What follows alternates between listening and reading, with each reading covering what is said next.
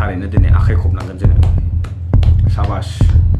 साबास होनांगोन जोङो दिनै मानगोनां प्रमद बर' बिथांखौ सारखौ गेदेमा सारखौ बिथां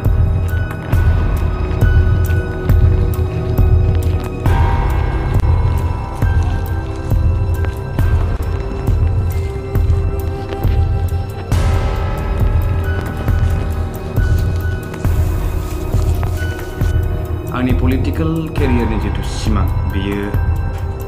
मोगथां महर मोनगोन ना मोना गावजों गाव दिनै गावस्रालायनाय जादों एनडिबिफोरजोंहाय जेरैखि जाया जानो थांगासिनो दंखायो बेखौहाय बिथाङाबो मिथिखाबाय हेल' एसपि ब्लगनि नायगिरि साफ्रोमखौबो आंनि गोसो गोरबोनिफ्राय बरायनाय थाबाय न'आवनो थाबायग्लांनानै मोनसे आपडेट होनो होननानै सानदों मोनसे खौरां नोंथांमोनजों शेयार खालामनो सानदों कास्टम बसुमतारी आदाया बिबुंथि लाबोदों ना होमबा मिडियायावहाय बिथाङा मोनसे प्रेस मिटआव माखासे खोथा बुंदों जे बिथांमोना मेङाखैमोन आथुरबो जायाखैमोन बिथांमोना गोबां माने हारिनि थाखाय मोनसे जांख्रिथाय जिथु लाबोदोंमोन आरो बेखौ नोजोर बोनानै सोमावसारनाया जेसेबांखि गोलाव जाया मानो जेंनाया जेसेबांखि गिदिर जाया मानो नैबेखौ जाफुंसार महर मोनागौमानि बिथांमोना मेंनाय गैयै थाद'नाय गैयै सोमावसारनो थाखाय थियारिखामोन नाथाय दैदेनगिरिया मानगोनां आफादगिरि बिथाङा सा ससेयावनो मानो थाद'नानैहाय जिखिनि खोथा बुंबोदोंमोन मावथि बिथांमोनखौहाय एबसुनि साफ्रोमबो सोद्रोमाफोरखौ लानानैहाय ज'है मोनसे रादाय खादोंमोन नाथाय बेखौहाय बिथाङा मानो सा ससेयाव बेबायदि ज्राब गारनानैहाय राजखान्थियाव हाबखो नैबेफोरनि बागै बिथाङा मोजां खोथा बुंदों थारैनो जों बुंनांगोन मानि जाहोनाव बिथाङा सानस'हायि बारसोमनानैहाय दिनै राजनितिकआव आगान होनानै बड'लेण्डनि जे सिमां आलादा रायजोनि जे सिमां नैबेखौहाय आसखान्दा खालामनानै दोननाय बिथाङा बुंबावदों दिनै वान भट वान जबखौ लानानैहाय बिथांमोना दिनैनि समाव बिटिआर हालामाव ना हांसो बोरमा अमा राननानैहाय वान भट वान जब होननानै बुंनो सानदों दिनै बिथांमोना रायजो राजाखौ सैथो खोथाखौहाय सिखोमानानै नंखाय बाथ्राखौ दिनै रायजो राजाफोरनि सिगाङाव बुंथिबाय थादों नैबे दिनैनि सिटुएसना नैबेफोरबायदि जानानै दङ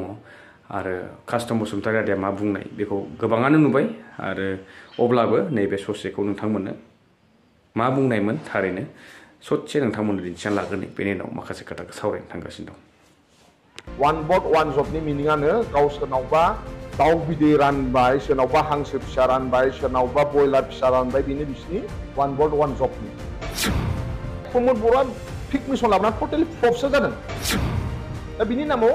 लाख लाख थाखाफोरा करापसन जादों मिसइउज जादों बैसोमुथि.बडलेण्ड.gov.in आव थांनानै नाय जे इउपिपिएल सरकारा गावसिनि हा खाटा साबैसिनो होगोन निल दिनैसिमहालागै इउपिपिएलआ 30% लायो होननानै आं बुङाखै इउपिपिएलनि दैदेनगिरिया बुंदों बे समाव आं एबसुआवसो दंमोन प्रमद बर'आ जे खोथा बुंदों बे मोनसेबो मावाखै बिटिआर सुक्तिखौ लानानै आङो पार्सनेलि मेंनायबो गैयामोन सोमावसारनो गोलाव सोमावसारबावनो थाखाय बा जों रेडि दंमोन नाथाय बै समाव जों दुलाराय बर' फरायसा आफादाव थानाय समाव प्रमद बर'आ जि खोथा बुंदोंना बेयो उनाव टटेलि फेलार प्रमद बर'आ बुंदोंमोन बर'नि जेंना जोबागौ मानि गाव इलेक्सन गेलेया दाउ हांसो बायदिसिना जोबोद दङ जोंनावबो गाबगासिनो दङ माखासे आपडेट्सखौ होनायनि सिगां मोननैसो खोथा बुंनो दंबावो नैबे जितु नोंथांमोना स्क्रिनाव नुनो हागोन नैबे मानसिफोरा बहा थांगासिनो दं एक्चुअली इन्ट्र' भिडिअ होनाय बायदि नैबे लाइन लाइन मानसिफोरा सुबुंफोरा हाग्रा गेजेरजोंहाय बहा थांदों बेनो जाहैबाय बिथांमोनाहाय हाग्रायाव गोथै सह जोबथा बिदाय होनो थांगासिनो दं बिथांनि गोथै सावनो थांगासिनो दं स' नैबे दिनै हाग्रा गुदुजों हाग्रा गेजेरजों मानो बेबायदि थांनो गोनां जाखो साननो गोनां बाथ्राया नैबेनो जे नैबेयावहाय ससान होननाय माने गोथै गारनाय जायगा गैया जायनि जाहोनाव बिथांमोना हाग्रा गेजेरजोंहाय नैबेफोरबायदि गोथैखौ बाननानै लांनो गोनां जायो आरो बर्थमाननि समावहाय दा गोरान अखा बोथोर नङैखाय दिनै बेखिनिखौ हालायबायलाय नाथाय अखा बोथोर सफैब्ला बिथांमोना गोथैखौहाय बोरै लांगोन हाग्रा गेजेरजों अखा बोथोरावहाय बे हाग्राफोरा गोथां गोथां जाजोबब्ला बेवहाय लेवार बायदिसिना आरो गोबां माने जुनाद बायदिसिना थायो हाग्रानि अमा बायदिसिना थायो मैदेरबो थायो साननो गोनां बाथ्रा बेनिखायनो बेफोरबायदि गोथै सह सावनाय बायदिसिना न'फोरबो फैयो गोबां जायगाफोराव नुदों बेफोरबायदि बानायनाय नाथाय किसुमान गामि ओनसोलफोरावहाय दासिमबो नैबेफोरखौहाय खौरां लाफैनायखौ नुवाखै बा बेफोरबायदि गोथै सावनाय बेबस्थाखौ खालामनानै होनायखौ नुवाखै जोंनि बिटिआर सरकारनिफ्राय खालामनांगौमोन बेखौ बिथांमोना जोबोद खस्थ' जागासिनो दङ स' नैबे जिथु मानसिफोर हाग्रायाव हाबनाय बे नुथायानो जाहैबाय बाक्सा जिल्लायाव थानाय रेभिनिउ भिलेज उत्तर खुसिनि साहा ओनसोलनि बे नुथाया बिथांमोनाहाय हाग्रायाव गोथै देहाखौ सावनो लांनाय नैबे नुथाय बिथांमोना खावलायनायलाय आं नैबे भिडिअखौ नोंथांमोननि सेराव शेयार खालामदों आरो नोंथांमोनाबो बेखौहाय हाजासे शेयार खालाम जाहाथे बिथांमोना बोसोर बोसोर जुग जुगनिफ्रायनो बेफोरबायदि खस्थ' जाबोनाया बर्तमाननि डिजिटेल जुगावबो बाननानैहाय हाग्रा गेजेरजों बेफोरबायदि गोथैखौ लांनो गोनां जायो जोबोद दुखुनांथाव र' स' दानिया फैफिनदो नैबे कास्टम बसुमतारी आदानि जे बिबुंथि लाखिनाय नोंथांमोना नुबाय स' थारैनो बुंनांगोन जोङो बिथाङा मानो बारसोमनाय जोङो बुंनो थाङोब्ला थोंजोङै आंनि आयदायावसो आं बुंनो सानदों नोंथांमोननो 2019आव जानो हागौ रायजो राजा नोंथांमोनाबो सोरबा गोसोआव थानो हानाय मानगोनां हाग्रामा महिलारि बिथाङाबो माखासे खोथा बुंदोंमोन आरो गोबां एनडिएफबिफोरखौ लानानै सावरायमेल बायदिसिना जादोंमोन जे बिथांमोननो प्रब्लेम्सफोरखौहाय बिथाङा सोंदोंमोन आरो हाग्रामा महिलारिजोंबो गोबां सावरायनाय जादोंमोन 2019आव बेनिफ्राय बै समावबो हाग्रामा महिलारिजों बा सरकारनि गेजेरावहाय बेफोरबायदिनो सुक्तिया जानो गोनांमोन स' एनडिएफबिनि जेंनाखौ लानानैहाय बिथाङा एनडिएफबिफोरजों सावरायदोंमोन गभर्नमेन्ट अफ इन्डियाजों सावरायदोंमोन गभर्नमेन्ट अफ आसामजों सावरायदोंमोन स' बेवहाय बिथांजों सावरायनायनि गेजेरजों मोनसे खोथाया सोराङाव फैदोंमोन जे दिनै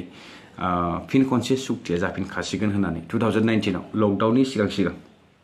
बरमायावबो जालांदोंमन गोबां एनडिएफबिफोरजोंहाय मिटिं बेनिफ्राय एकर्ड डे फालिनाय समावबो नैबे खोथाया सिखांदोंमोन स' इउनियन टेरिटरि मोननो हानाय होनानै गोबां गोसारदोंमोन ससियेल मिडियायावहाय निउसफोरावहाय नङा होमबा स' थिग बे बेलायावनो एबसुनि आफादगिरि थानाय समाव मानगोनां प्रमodBoro बिथाङा बुंदोंमोन जे जोङो बेफोरबायदि फिसा फेनला ललिपप होनायखौ जोङो लाला आच्छा मामा नै नोंनि मबाइला नै हियर इज योर मबाइल दे मामै सिथारलाय स' बिदिनो बिथाङा कमप्लिट सल्युसन मोनागौ मानि बेबार खुनु कमप्रमाइज खालामनायाव गैला जोंनो एबार फाइनाल एन्ड कमप्रिहेन्सिभ सल्युसन नांसिगोन जिहेतु बेनो आलादा रायजो होननानै बिथाङा बुंज्रांदोंमोन नाथाय बिथाङा मानो बारसोमखो बिथाङा बारसोमनायनि खारनानो जाहैबाय आंनि मथेसो आं बुंदों दे इट्स माय अपिनियन नोंथांमोना आंनि अपिनियनजोंहाय फल' खालामो थांफायो ना गनाया बे नोंथांमोननि खोथासै नोंथांमोना कमेन्ट बक्सआव गाव गावनि अपिनियन्सफोरखौ फोरमायहरनो हागोन आं जेब्लायबो बुंबोबाय थादों आं जि बुंदों बियो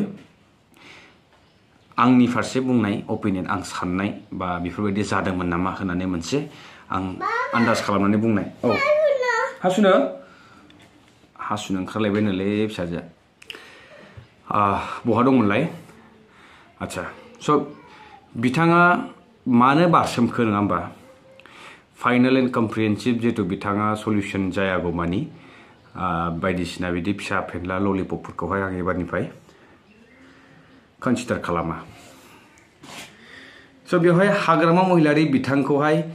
बिथाङाथ' सुक्ति खालामसिगोन जेरैखि जाया बे बारावहाय आंबो जुदि बेवहाय बारसोमफायाब्ला फैबाय थानाय बिसायख'थियाव गोरोबथाया जुदि जामारोब्ला फिन खनसे हाग्रामा महिलारियानो सरकाराव फैफिनगोन नामा बेफोरबायदि सन्देहजों बा आरो आंनि पलिटिकेल केरियारनि जितु सिमां बेयो मोगथां महर मोनगोन ना मोना नैबेफोरबायदि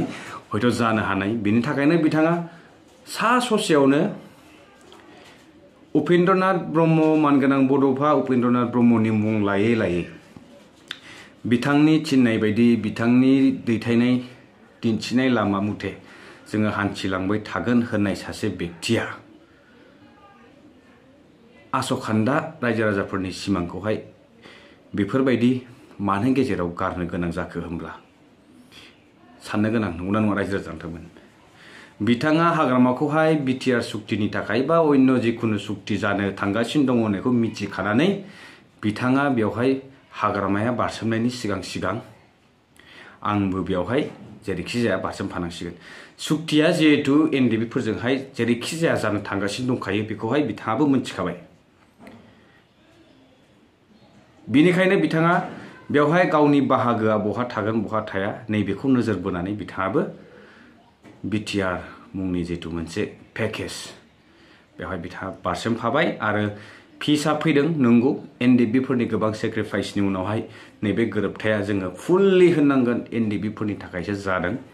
एबसुखौ डाइरेक्ट बुङोब्ला गोरोन्थि जागोन बेवहाय गोबां एबसुनि दैदेनगिरिफोराबो बेखौहाय बाजानायखौहाय फोरमायखादों बिथांमोना बुंनो साहस मोनाखै दिनैनि समाव नाथाय बेवहाय साफा सानै दैदेनगिरिनि गोबां गोरोन्थि दङ बिथांमोना दिनै फाइनाल एन्ड कम्प्रिहेन्सिभ सल्युशन होननानैहाय बेफोरबायदि सुक्ति खालामनानै फैनाया आलादा रायजो मोनागौ मानि जों सोमावसारबाय थागोन आरो नैबेनो जोंनि गेरेमसा हारि दानायनि मोनसे लास्ट एन्ड फाइनाल अपसनमोन नाथाय बेखौ दिनै आद्रा दोननानैहाय बिथाङा आं खुनु दिन इएम जिएम एमएलए जानो थाखाय सोमावसाराखै होननाय बाथ्राया दिनै खनले रायखांफिनबाय जादों आरो रायखांफिनाब्लाबो गोरोन्थि जागोन रायखांबाय थानांगोन जों बेखौ जेब्लासिम बिथाङा गावनि खुगाजों बुङा मानि थाखाय दिनै बिथाङा बारसोमनानै इएम जिएम एमएलए थ' नंला दिनै सिएम जानो हाबाय थारैनो दिनै आखाइ खबनांगोन जोङो साबास होनांगोन जोङो दिनै मानगोनां प्रमद बर' बिथांखौ सारखौ गेदेमा सारखौ बिथाङा दिनै जोंनि बर'फोरनि थाखाय मोनसे फाइनाल सल्युशन लानानै फैदों बेनो जाहैबाय बिटिआर मुङानो बेसेबांबा गिदिर दिनै जायनि जाहोनाव एनडिबिफोरा हालाय हाफाय जानो गोनां जादों गावजों गाव दिनै गावस्रालायनाय जादों सुक्तिनि गेजेरजों बिथांमोननि जिउआव दिनैनि समाव मोनसे सोरां फैनांसिगौमोन स्राङा नुजाथिनांसिगौमोन दिनै बिथांमोना कर्टआव खारथिंनो गोनां जादों कर्टआव खारथिंनो थाखाय सोरबा बायदिया हा गोनाङा हा फाननो गोनां जादों सोरबा बायदिया हाजिरा खामला मुजिरा बाहेरा स्टेटआव थांनानै खामानि नागिरबायनो गोनां जादों दिनै दुखुनांथाव बाथ्रा नाथाय बेवहाय सोरबा साफा सानै दैदेनगिरिखौ जोङो बुंनो थाङोब्ला सोरबायासो दाय नांफायो आं बेखायनो बुंदों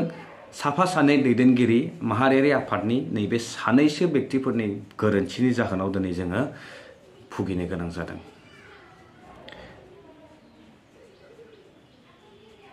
रायजो राजा नोंथांमोना नैबेनि फारसे मा बुंनो सानो आंनि अपिनियन्सखौ आं नोंथांमोनजों शेयार खालामबाय आरो आसा खालामदों नोंथांमोनाबो गाव गावनि अपिनियन्सफोरखौहाय कमेन्ट बक्सनि गेजेरजों फोरमायहरगोन आरो आङो नोंथांमोना खावलायनाय नोंथांमोननि कमेन्ट्सखौहाय रायजो राजाफोरनि सेराव लाबोनानै होगोन आरो भिडिअनि गेजेराव माबाफोर गोरोन्थि जालांबायबा आसा खालामदों नोंथांमोना आंखौ निमाहा होगोन होननानै बिदिब्ला लोगो मोनबावसिगोन नेक्स्ट भिडिअ टिल देन स्टे टिउन बाय बाय